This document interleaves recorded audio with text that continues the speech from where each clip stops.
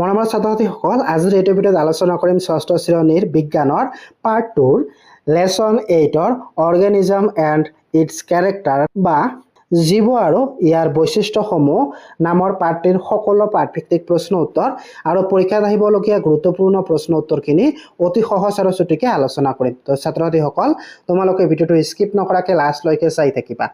তো এতিয়া আমি অনুশীলনী অৰ্থাৎ এক্সাৰসাইজৰ প্ৰশ্ন উত্তৰখিনি আলোচনা কৰিম। তো ইয়াত কি কৈছে, প্ৰথমতে শুদ্ধ উত্তৰৰ গড়টো সম্পূৰ্ণকে পূৰ কৰা। তো ইয়াৰ 1 নম্বৰত কি কৈছে, তলত দিয়া কোনবিধৰ বৃদ্ধি নহয়। তো ইয়াত অপশ্যন এ দিছে গছ, অপশ্যন বি দিছে চাইকেল, অপশ্যন সি দিছে শিশু আৰু অপশ্যন ডি দিছে পখিলা। তো বৃদ্ধি নহয়। তো ইয়াৰ ভিতৰত অপশ্যন বি টো শুদ্ধ হ'ব চাইকেল, কাৰণ চাইকেলৰ বৃদ্ধি নহয়। তো তোমালোকে বি বিত্তৰটো ভালদৰে পূৰ কৰি দিবা। তাৰপিছত 2 নম্বৰত কি কৈছে, বীজৰ অংকুৰণত তলত দিয়া কোনবিধৰ প্ৰয়োজন। অপশ্যন এ দিছে পোহৰ, অপশ্যন বি দিছে প্ৰয়োজনীয় উষ্ণতা, অপশ্যন সি দিছে সাৰ আৰু অপশ্যন ডি দিছে পানী। তো ইয়াৰ ভিতৰত কোনটো শুদ্ধ হ'ব? অপশ্যন ডি টো শুদ্ধ হ'ব পানী। তো তোমালোকে ডি বিত্তৰটো ভালদৰে পূৰ কৰি দিবা। তাৰপিছত 3 নম্বৰত কি কৈছে, মাছে কিহৰ সহায়ত পানীত সাঁতুৰি ফুৰে। তো অপশ্যন এ দিছে ফান, অপশ্যন বি দিছে ডেউকা, অপশ্যন সি দিছে নেছ আৰু অপশ্যন ডি দিছে ঠেং। তো ইয়াৰ ভিতৰত শুদ্ধ হ'ব অপশ্যন এ ফান। মাছে ফানৰ সহায়ত সাঁতুৰি ফুৰে। তো তোমালোকে এই বিত্তৰটো ভালদৰে পূৰ কৰি দিবা। তাৰপিছত 4 নম্বৰ কোৱেশ্যনত কি কৈছে, তলৰ কোনবিধ প্ৰাণী মাটি আৰু পানী উভয়তে থাকিব পাৰে। ইয়াত অপশ্যন এ দিছে মাছ, অপশ্যন বি দিছে ভেকুলী, অপশ্যন সি দিছে শিয়াল আৰু অপশ্যন ডি দিছে তিমি মাছ। তো ইয়াৰ ভিতৰত ভেকুলী হ'ব। ভেকুলীয়ে পানী আৰু মাটিত থাকিব পাৰে, সেইকাৰণে ইয়াক উভয়চৰ প্ৰাণী বুলি কোৱা হয়। তো তোমালোকে কি কৰিবা, বি বিত্তৰটো ভালদৰে পূৰ কৰি দিবা। তাৰপিছত 5 নম্বৰ কোৱেশ্যনত কি কৈছে, তলত দিয়া কোনবিধ গছৰ পাত স্পৰ্শ কৰিলে জাপ খাই যায়। তো ইয়াৰ অপশ্যন এ দিছে আমলখি, অপশ্যন বি দিছে সূৰ্যমুখী ফুল, অপশ্যন সি দিছে লাজুকী লতা আৰু অপশ্যন ডি দিছে কলসী উদ্ভিদ। তো ইয়াৰ ভিতৰত অপশ্যন সি টো শুদ্ধ হ'ব লাজুকী লতা। তো তোমালোকে কি কৰিবা, সি বিত্তৰটো ভালদৰে পূৰ কৰি দিবা।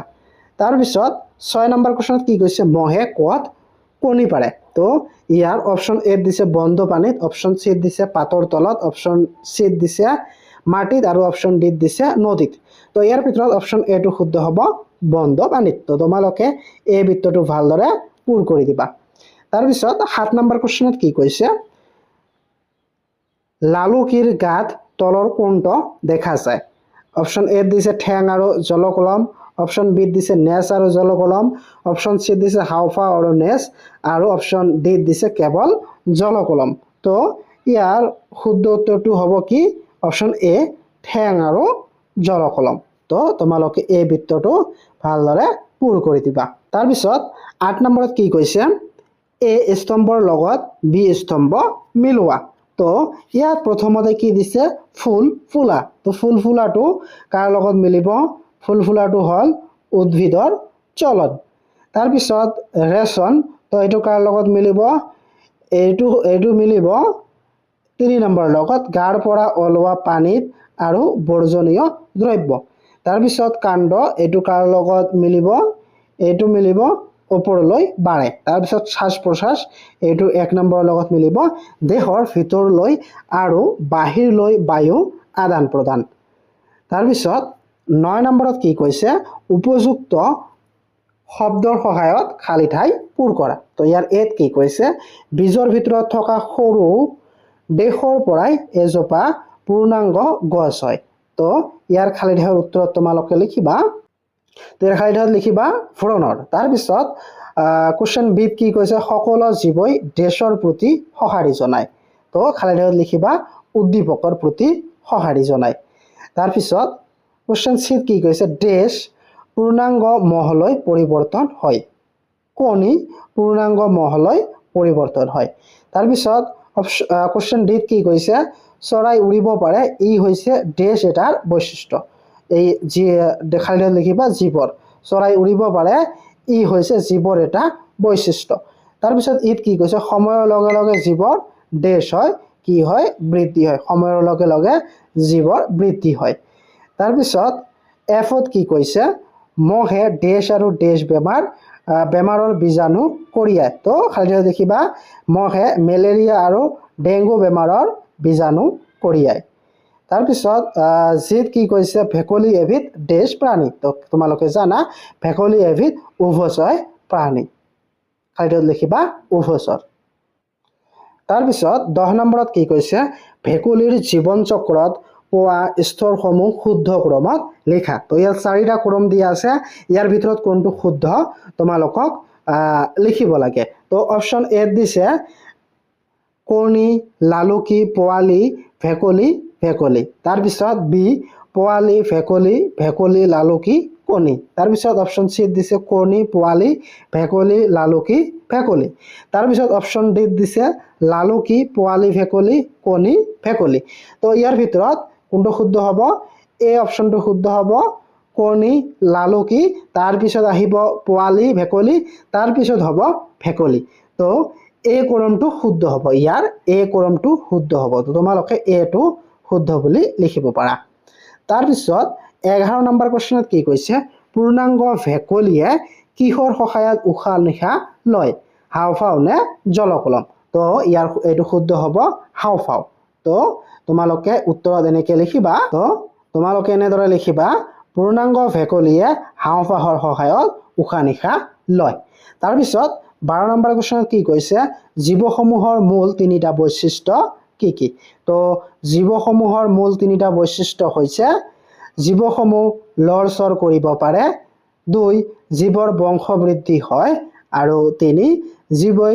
শ্বাস প্ৰশ্বাস কাৰ্য সম্পাদন কৰে তাৰপিছত 13 নম্বৰ কোৱেশ্চনত কি কৈছে বহু প্ৰাণীৰ দৰে গাড়ী এখন চলনক্ষম হোৱাৰ সত্ত্বেও ইয়াক জড় বুলি গণ্য কৰা হয় কিয় তো ইয়াৰ উত্তৰত তোমালোকে লিখিবা গাড়ীখন চলনক্ষম যদিও গাড়ীখন নিজে চলাচল কৰিব নোৱাৰে কোনোবাই গাড়ীখন চলালেহে গাড়ীখন চলনক্ষম হয় গতিকে গাড়ীখন জড় বুলি গণ্য কৰা হয় কাৰণ তোমালোকৰ গাড়ী ঠিকে লৰচৰ কৰে বা চলাচল কৰে কিন্তু যেতিয়া এজনে গাড়ীখনক চলাব তেতিয়াহে গাড়ীখন লৰচৰ কৰিব আৰু এজন মানুহ নচলোৱালৈকে গাড়ীখন লৰচৰ নকৰে সেই কাৰণে গাড়ী কি বুলি যদিও লৰচৰ কৰে তথাপিও গাড়ী জড় বুলি ধৰা হয় বা গণ্য কৰা হয় তাৰপিছত 14 নম্বৰ কোৱেশ্চনত কি কৈছে জীৱৰ বাবে বংশ বৃদ্ধি কিয় প্ৰয়োজন তো ইয়াৰ উত্তৰত তোমালোকে লিখিবা জীৱই প্ৰকৃতিক নিজকে জীয়াই ৰাখিব বা জীয়াই ৰাখি বংশৰ ধাৰাবাহিকতা অক্ষুণ্ণ ৰাখিবৰ বাবে বংশ বৃদ্ধিৰ প্ৰয়োজন জীৱই কিয় বংশ বৃদ্ধিৰ প্ৰয়োজন জীৱই নিজৰ প্ৰকৃতিক নিজকে জীয়াই ৰাখি বংশৰ ধাৰাবাহিকতা অক্ষুণ্ণ ৰাখি মানে নিজৰ বংশটো অক্ষুণ্ণ ৰাখিবলৈ বংশ বৃদ্ধিৰ প্ৰয়োজন হয় তাৰপিছত 15 নম্বৰ কোৱেশ্চনত কি কৈছে ভেকুলীৰ জীৱন চক্ৰৰ বিভিন্ন দশাসমূহৰ নাম লিখা তো ভেকুলীৰ জীৱন চক্ৰৰ দশাসমূহ হৈছে বা দশাবোৰ হৈছে কণী লালুকি সৰু ভেকুলী আৰু পূৰ্ণাংগ ভেকুলী তাৰপিছত 16 নম্বৰ কোৱেশ্চনত কি কৈছে মহৰ জীৱন চক্ৰৰ ছবি অঁকা তো মহৰ জীৱন চক্ৰৰ ছবি তোমালোকে এনেদৰে আঁকিবা মহৰ জীৱন চক্ৰ প্ৰতিটো স্তৰতে তাৰ দৈহিক গঠন বেলেগ বেলেগ হয় তো মহৰ প্ৰথমে এটো স্তৰ 1 অৰ্থাৎ কণী এইবিলাক হৈছে কণী তাৰপিছত আহিব স্তৰ 2 এটো হৈছে পলু কণীৰ পৰা পলু হয় তাৰপিছত স্তৰ 3 কি কয় এটোক পিউপা বা লেটা তাৰপিছত লেটাৰ নিচিনা হয় তাৰপিছত স্তৰ 4 পূৰ্ণাংগ মাইকীম এটো হৈছে পূৰ্ণাংগ মাইকীম